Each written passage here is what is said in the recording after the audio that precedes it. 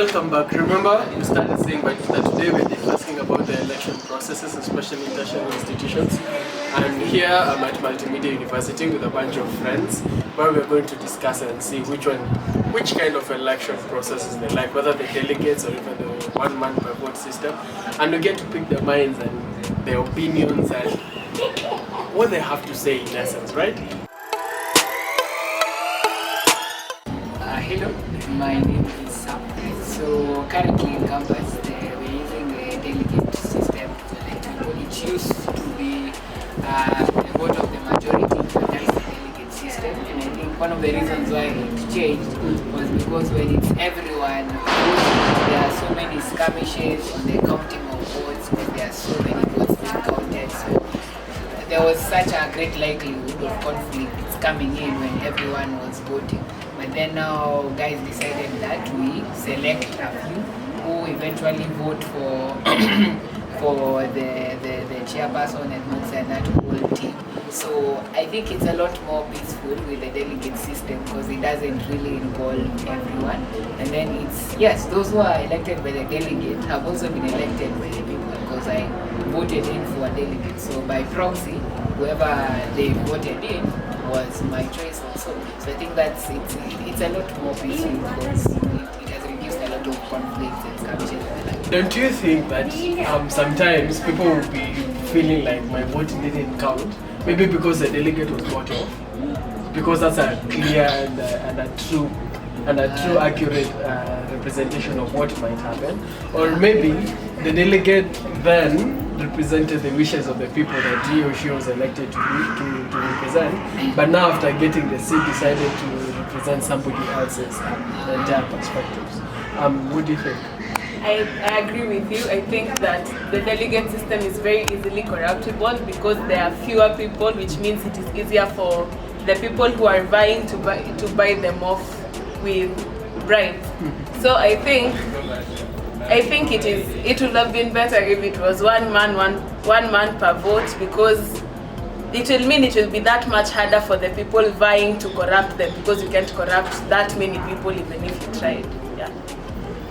So, taking from what you've said and looking at the numbers of students we have, for example, in these universities, we are so many.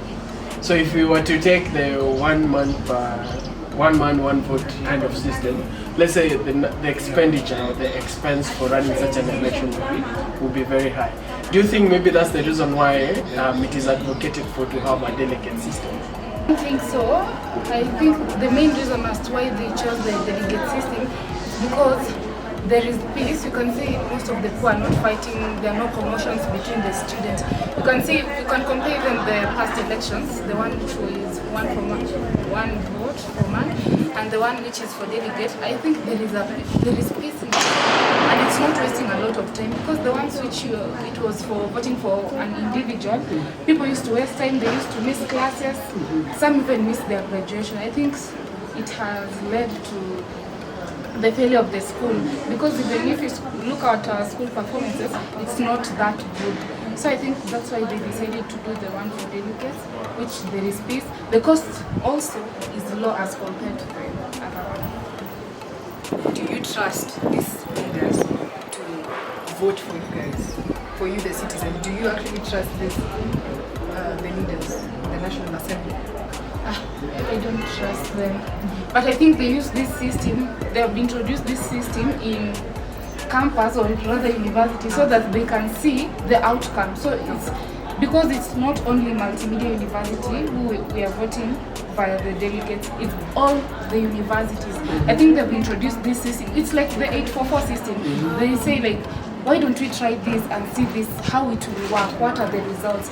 So if this delegate system will work, I think with time, even in the country, people will be voting through the delegates. But as for me personally, I don't trust the members of parliament, the governments to choose for us the leaders. I think as people, as the ones who we know, I'm supposed to choose for this leader because I know he has certain qualities. Because I might also like the delegate, but I don't like the leader. The delegate might like the leader whom I don't like. So I think it's good for a person just to vote one-on-one.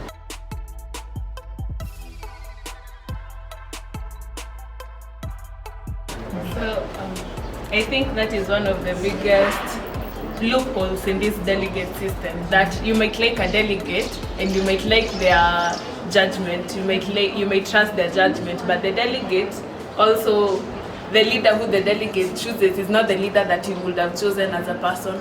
And another point, allow my pessimism, I don't think it will make a difference whether we choose leaders, national leaders via the one man, one vote, or via delegate, because they will still all fail us.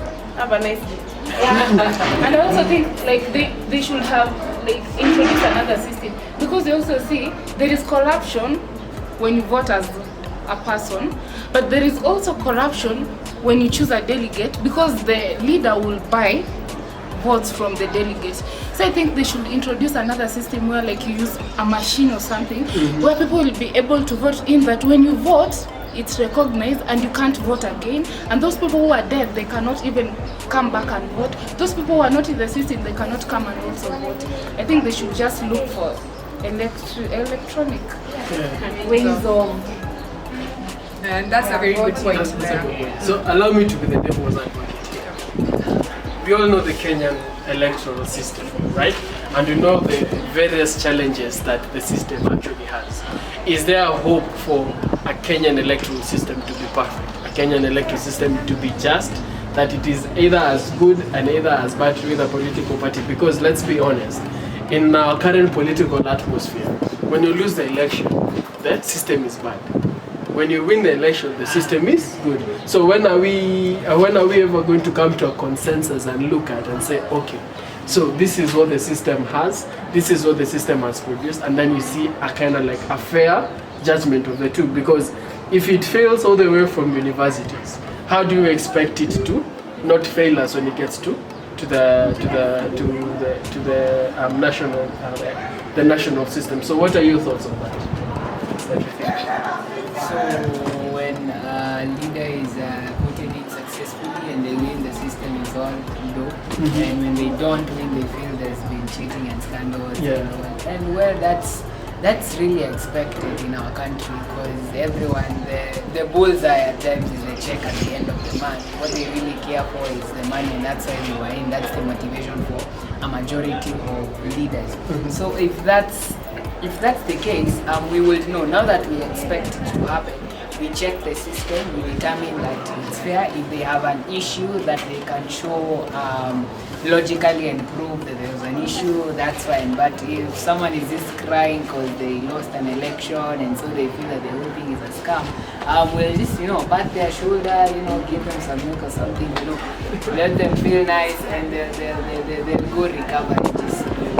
And I think winning really is not everything. There are many things that you can do that can get you the cash. So I think that kind of maturity will not make you cry all the time because you've lost an election. So get a job or something, do business, Okay. Wow.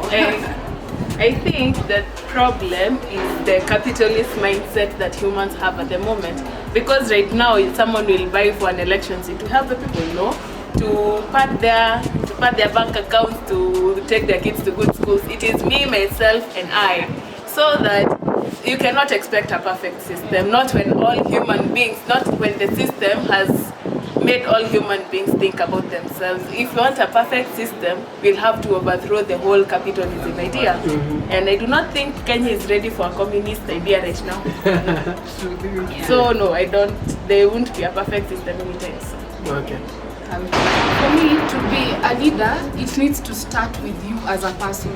You need to see, how will this leader help me? Yes, he's braving me right now, but will he make changes for us? You can see, like for the last election, there were people who were supporting, like for the side for the Uhuru, because they're tribalic, the side for the Raila, because they're tribalic. But now you voted for this leader. Why is it that you're complaining right now that he has not made anything, he has not made any changes, he has taken this country to a loss? It's up to us to decide on what we want. It's up to us to choose the kind of leaders we would want to lead us, to choose the kind of leaders who we are seeing they're doing something in the government. Even if the leader is young, it doesn't matter. But if a person has the skills to lead this country, to take it to the best place, let's choose him. Corruption can't end that easily, and it can't end right now. But there are ways which we can come up to at least try and solve the little problems that we have, even if we can't solve all the problems. So it's up to us as individuals, as citizens, as students, to choose the best leaders who lead us, not because we are tribalic, not because of his social class. We should choose a leader, even if he's poor. Let's choose him, but he'll make us better and proud, and a good work will be done in the country and school. Thank you very much, Anita. And now let's go for a short break. We'll be right back.